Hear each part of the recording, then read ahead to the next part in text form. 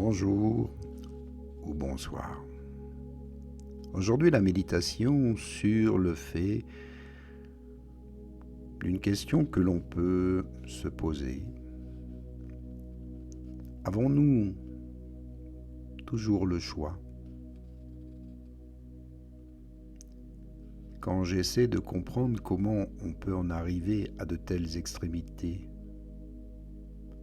le mot folie me vient évidemment à l'esprit. Comment peut-on afficher une image de personne respectable qui est capable en même temps de commettre les pires horreurs? Parfois derrière cela il y a la soif du pouvoir, puis la répétition inconsciente et parfois consciente de traumas vécus dans l'enfance qui appellent à être guéris. La vengeance et le mensonge tiennent le monde depuis le premier meurtre. Notre système éducatif produit des monstres. Il y a la main-d'œuvre, les manuels qui deviendront esclaves et environ tous ceux qui sont arrivés au pouvoir, qui ont réussi dans leur vie et vont sûrement nourrir de la jalousie, de la haine envers ces gens. Il y a aussi la classe moyenne qui se satisfait de ne pas être au bas de l'échelle et se fait plus discrète afin de ne pas perdre le peu de privilèges qu'elle a. Puis les gens de pouvoir formés à la compétition, déshumanisés, sans empathie, hypnotisés par leur pouvoir et leur soif de pouvoir. On sait bien que les hautes écoles ont pour habitude de perpétuer les rituels d'intégration des arrivants, les fameux bizoutages qui consistent à obliger les nouveaux à accomplir des exploits afin d'être acceptés dans la communauté. Ce qui pourrait sembler bon enfant tourne vite au cauchemar parce qu'il faut toujours aller plus loin dans les challenges, inventer des nouvelles barrières à franchir. Comme les enfants le disent souvent, « Chiche, t'es pas cap ?» On teste ainsi la capacité à enfreindre les lois, à se placer au-dessus de la masse, une sorte d'avant-goût du pouvoir. On peut comprendre aisément qu'on arrive à des situations les plus horribles en matière de domination, de manipulation, par la terreur et l'humiliation.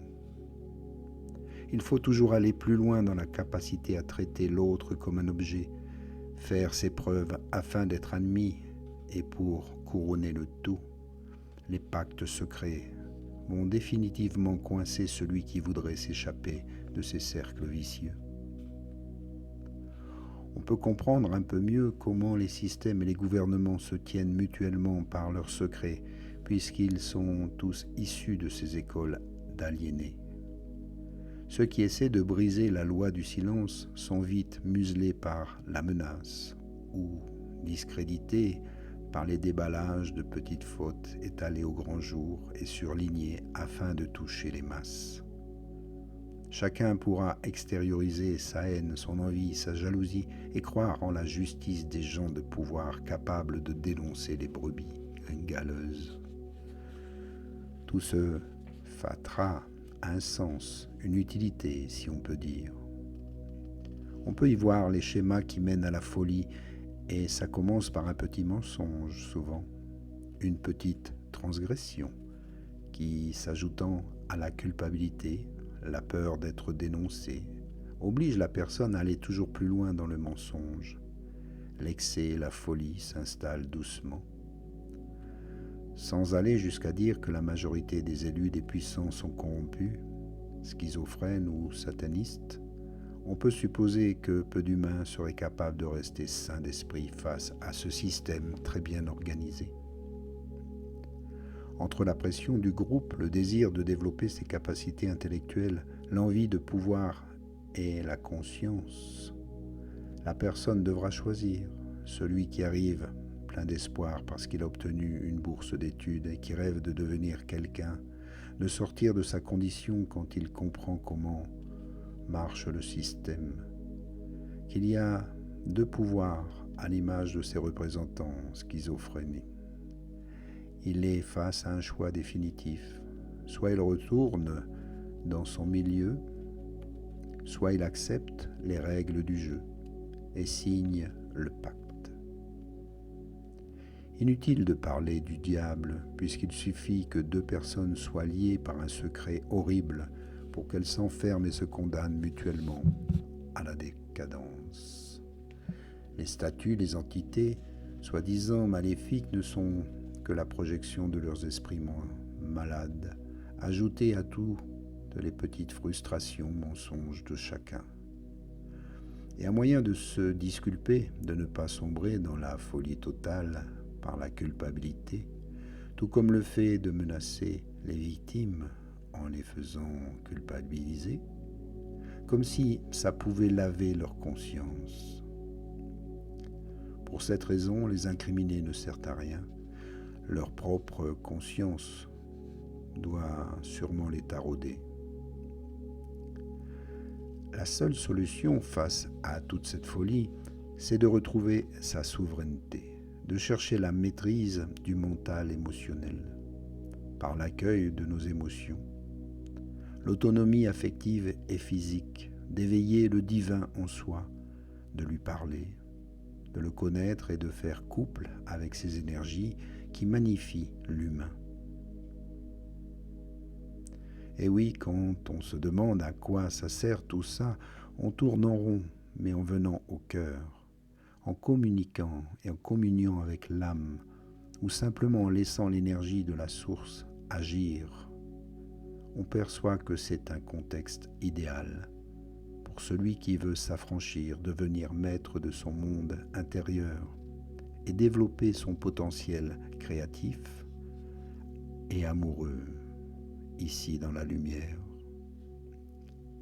La révélation de l'ombre des scandales ont pour but de permettre à chacun d'effectuer un saut quantique en passant de l'ego au cœur. Reconnaître l'incapacité du pouvoir à faire son bonheur, à gérer équitablement les ressources, à être un guide juste, permet de se libérer du besoin d'être paterné.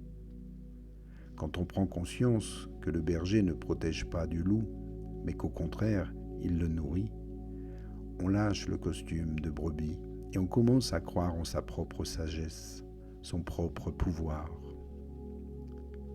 La maîtrise énergétique ne peut pas s'acquérir dans un monde parfait, puisque les émotions sont des messagères divines. Apprendre à les écouter est important. Les laisser s'exprimer est primordial. Je peux constater combien les événements douloureux sont de véritables tremplins énergétiques qui amènent à amplifier l'amour en soi, qui nous obligent à trouver la paix intérieure et nous permettent de voir et de libérer nos vieux démons. Puis, quand on bénéficie de la clémence de son propre cœur, quand on se pardonne, on peut difficilement condamner les autres. Même si nos propres actes douteux ne sont pas si horribles que ceux des autres. Pour acquérir la sagesse, il nous a fallu expérimenter l'état de bourreau, connaître les deux aspects de la médaille, savoir ce que c'est que d'être puissant par la terreur, et ensuite tester le rôle de victime pour en connaître les répercussions. Il nous a fallu connaître le pouvoir de l'ego et celui du cœur afin de comprendre la puissance de l'amour, distinguer la lumière divine de celle de ce monde. Si vous voulez réellement accélérer votre processus évolutif, si vous voulez réellement vous préparer pour la transition, lâchez totalement prise avec tout ce que vous avez pu vivre. Ne donnez pas trop d'importance à ce que vous n'avez pas encore vécu, car vous ne savez pas ce que ce sera et que sera votre devenir. Il y a plusieurs devenirs possibles qui peuvent se présenter à vous. Alors travaillez sur ce que vous êtes ici dans l'instant. Travaillez l'amour en vous, l'amour de soi. Tous les jours, ayez conscience que l'amour et la lumière doivent rayonner au plus profond de vous-même pour ensuite jaillir vers l'extérieur. Parlez le plus souvent possible à l'être divin qui est en vous, à cette partie divine qui vous habite. Dites-lui que vous la reconnaissez maintenant, que vous l'aimez. Demandez-lui de vous aider dans la gestion de votre quotidien, de vous aider à maîtriser vos pensées, vos paroles, vos actes, vos sentiments, vos émotions. Demandez-lui de rayonner en permanence sa lumière et son amour, d'inonder votre corps de matière et de le régénérer, de le réharmoniser, de le rééquilibrer. Parlez-lui. Plus vous lui parlerez, plus il se manifestera en vous. C'est très important. Parlez-vous à vous-même mentalement, en sachant que vous parlez automatiquement à votre vraie partie divine, votre réalité. C'est une chose dont j'use sans compter. Je le fais le plus souvent possible. Le dialogue est le mode de communication censé élever l'humain au-dessus des autres règnes, puisque nous disposons de l'instinct comme les animaux, de l'intuition. Nous en sommes dotés, d'un cerveau capable de raisonner, d'anticiper, de prévoir et même d'analyser.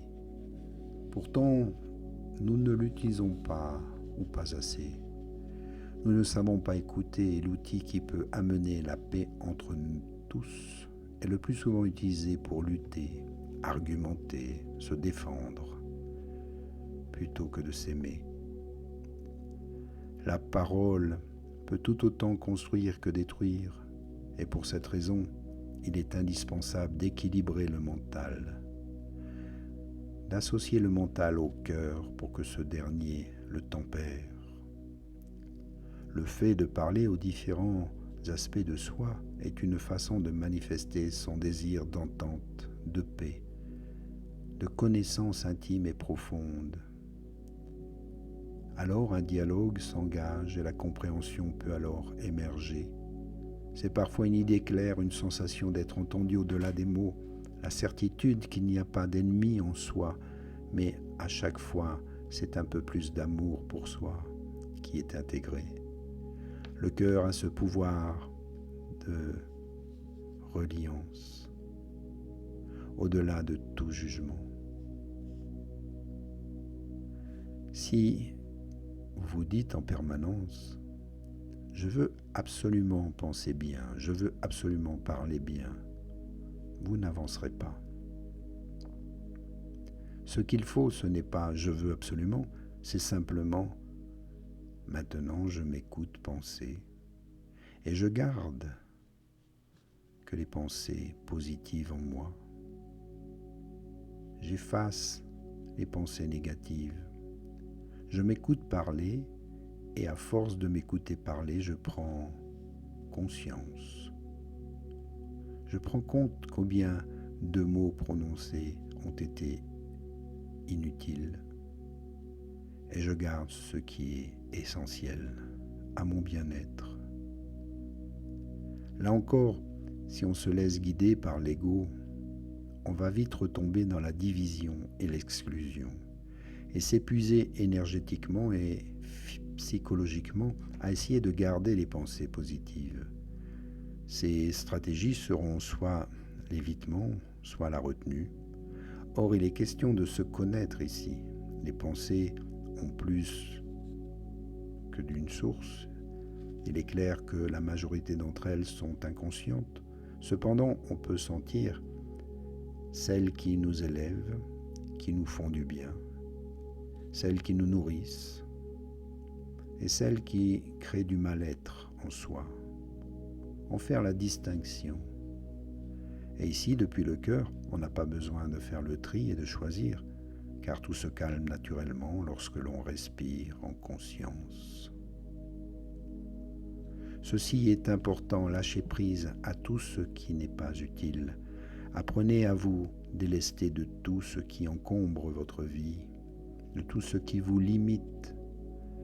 N'ayez plus aucun doute et vous verrez le chemin de lumière s'ouvrir devant vous. Là aussi, le cœur sait ce qui est bon de conserver et ce qui n'a pas lieu d'être. Il fait les choses en douceur, malgré qu'il réalise une importante révolution interne. Pour vous mettre à l'abri des ondes psychiques, de toutes les manipulations que subit l'humanité, la seule façon de vous en protéger, c'est d'être dans l'amour et la lumière.